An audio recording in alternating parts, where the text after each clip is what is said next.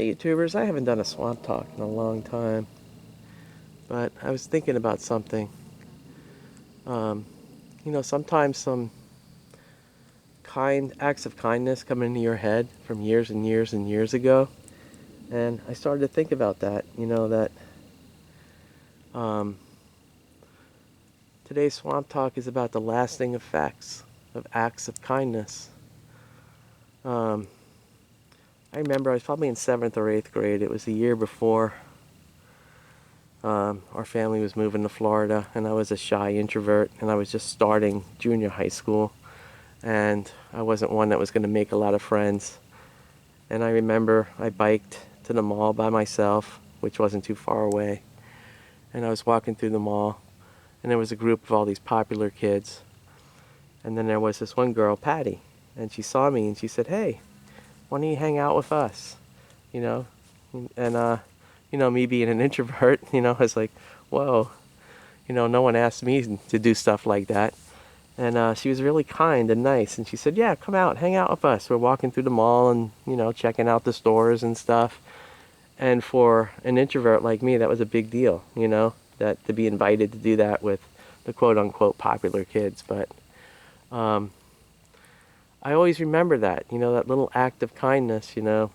She stopped, she was talking to all the popular kids because she was one of the popular people too, and just saw me and said, "Hey, what's up? Come join us, have some fun," and walk the mall. And I'll always remember that. And that's something that's like big for an introvert when, they get invited to something, it's, it has a big impact on us quiet types. And I always remember that. And it just made me feel so much more comfortable in my own shoes. And those everlasting effects of that have always stayed with me, that little act of kindness of doing that. Unfortunately, I moved, well, not unfortunately, but our family moved to Florida, and then I would go up every couple of years or every summer and visit my friends. You know, the, the probably 2 or 3 years after I moved, just because I wanted to still have connections with my friends.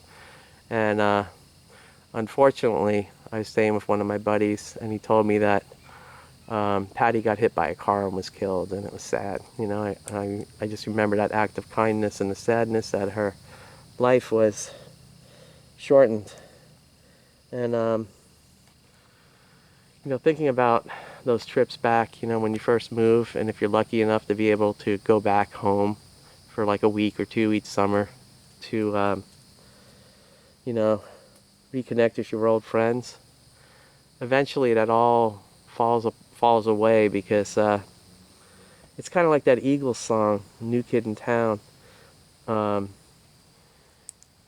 there's a line from it, "Even your old friends treat you like you're something new." And I started to feel that way. I had my new friends in Florida, and then I'd go back up to New York and visit friends. But over time and not seeing them, they changed, and they kind of treated me like I was a newcomer, not someone that had always lived there.